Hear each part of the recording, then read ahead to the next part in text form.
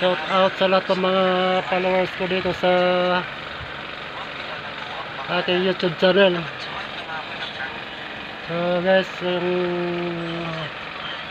araw po ng Merkulis, Martes pala, ay tayo ay gagawa ng gadgaran.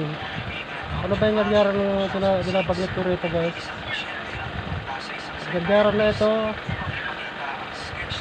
ay dito ginagawa yung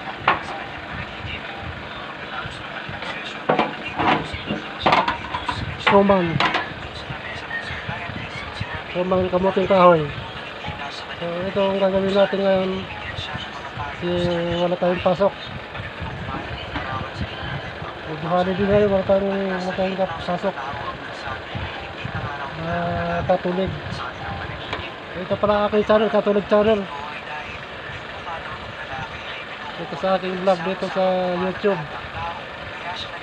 Ito umpisa na po natin yung ating mga nagawang gadgaran. Papakita ko muna sa inyo.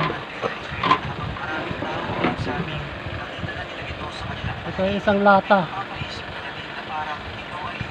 ng isang chemical, reducer. Ano ba yung ibig sabihin ng reducer? Ang reducer ay mga panghalo ng mga pintura. Ayan, panghalo ng pintura mga guys. Reducer, epoxy. Ayan, ito ang gagamitin natin, gadgaran, para sa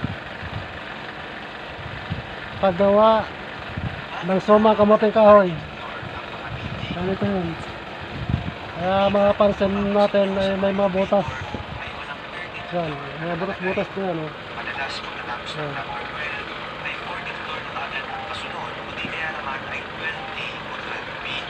Bubutasan po lahat dito yan.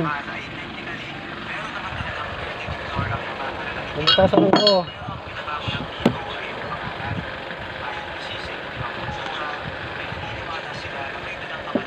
Bubutasan natin gamit ang pako lamang, pako. Yan, pako. So, naumpisa na natin. Ito, kung mapapansin natin, ayan o. May mga butas na yan, may mga butas. Yan. Bagamat matagal at mahirap din. Tinatsaga lang kasi pag natapos naman to,